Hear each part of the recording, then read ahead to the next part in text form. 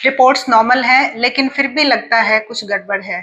कभी चेस्ट में जलन हो रही है, कभी पेट में दर्द है, कभी सर में घूमने जैसा एहसास होता है। अक्सर लोग शिकायत करते हैं कि मेरा सर घूम रहा है। कभी कभी लोग बहुत परेशान होते हैं और वो कहते हैं दर्द पेट में है। ऐसा क्यों होता है? ये साइकोसोमैटिक पेन है। जब हम डॉक्टर के पास जाते हैं तो डॉक्टर बोलते हैं सब कुछ ठीक है, फिजियोलॉजिकली आपको कोई बीमारी नहीं है, लेकिन हमें नहीं समझ आता क्योंकि दर्द रियल है, हमें महसूस होता है। देखने वाले भी ऑब्जर्व करके कहते हैं कि नहीं, देखने में ठीक लग रहे हो, आप सब काम भी कर पा रहे हो, लेकिन आप हर बार शिकायत करते रहते हो कि आपको चेस्ट में दर्द है, किसी को कंधे में दर्द है, किसी को पैरों में भी दर्द हो सकता है, और बच्चों को भी पेट में दर्द हो जाता है। कई बार बच्चे सर पकड़ के बोलते हैं पेट में दर्द है। तो इस तरह का जो पेन है उसको बोलते हैं साइकोसोमैटिक पेन, जिसका रीजन होता है हमारा स्ट्रेस। किसी भी सिचुएशन में एक स्ट्रेस पैदा होता है जो हमारे कोर्टिसोल को बढ़ाता है, और उसके बढ़ने के कारण हमें वो सिचुएशन जो पहले से ही मानसिक तौर पर बहुत भारी लग रही थी, अब शारीरिक तौर पर भी भारी लगने लग जाती है, और बॉडी फिजियोलॉजिकल सिम्टम्स जनरेट करती है, जिसको साइकोसोमैटिक पेन कहते हैं। अब क्योंकि ये साइकोलॉजी एक टेंशन, एक स्ट्रेस से पैदा होने वाला पेन है, तो फिजियोलॉजी में इसको आइडेंटिफाई नहीं किया जा सकता। इसीलिए जब भी कभी इस तरह का पेन हो तो हमें साइकोलॉजिस्ट से मिलके अपने उन सभी इमोशंस को रिलीज करना होता है जो हमने कहीं ना कहीं सप्रेस किए हैं।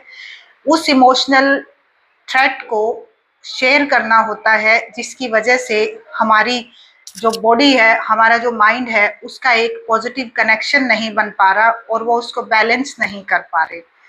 ये सिचुएशन परमानेंट भी हो सकती है, ये सिचुएशन टेम्परेरी भी हो सकती है।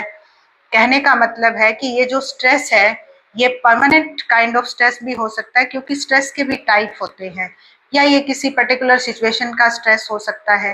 जैसे बच्चों को अगर स्टेज पे जाना है तो उससे पहले होने वाला स्ट्रेस, कोई प्रेजेंटेशन देनी है उससे पहले होने वाला स्ट्रेस, ये सिचुएशनल है, ये तब तक ही रहेगा जब तक आप वहां पर जाके उस टास्क को परफॉर्म नहीं कर देते, उसके बाद वो ऑटोमेटिकली रिलीज हो जाएगा। लेकिन कुछ लोग इसको इतना ज्यादा बढ़ा लेते हैं कि हार्ट बीट तेज हो जाती है, पैनिक अटैक्स आ जाते हैं और सिचुएशन ज्यादा सीरियस हो जाती है। और अगर इसको अनट्रीटेड और अनडायग्नोज छोड़ा जाए तो हो सकता है एक ये बड़ी लंबी चलने वाली एक बीमारी बन जाए, और इसके बारे में अगर हमें जानकारी ना हो तो फिर हम ये भी नहीं समझ पाते कि किससे इसके बारे में डिस्कस किया जाए। तो फिर ये हमें बड़ी सिचुएशन, छोटी सिचुएशन या किसी भी तरह की सिचुएशन में परेशान करने लग जाता है।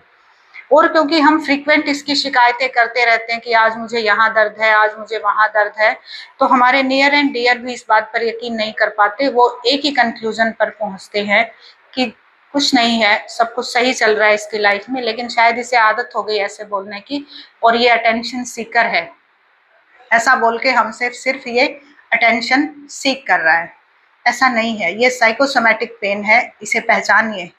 और साइकोसोमैटिक पेन का इमोशनल रीजन है, इसका साइकोलॉजिकल रीजन है, इसका इलाज भी बड़ा आसानी से हो जाता है। कैथारसिस एक प्रोसेस है जिसमें हम अपने इमोशंस को शेयर करते हैं उस पर्सन के साथ जो उसको टेक्निकली समझ ले और टेक्निकली ही उनको रिजॉल्व करने में हमारी हेल्प करे।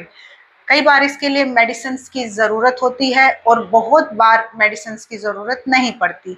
आप साइकोलॉजिस्ट से मिलकर अपने मन की बात शेयर करके, इसको रिलीज करके, इस स्ट्रेसफुल सिचुएशन को अपने मन से निकाल के इस साइकोसोमैटिक पेन को भी दूर कर सकते हैं, इससे भी फ्री हो सकते हैं।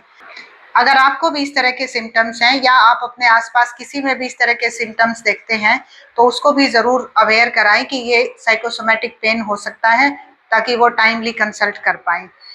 हमें उम्मीद है हमारी इस वीडियो से आपको पूरा फ़ायदा होगा ये जानने में कि ये इस तरह के पेन भी होते हैं। और इस वीडियो को देखने के लिए, लाइक शेयर सब्सक्राइब करने के लिए धन्यवाद। हमसे जुड़े रहें।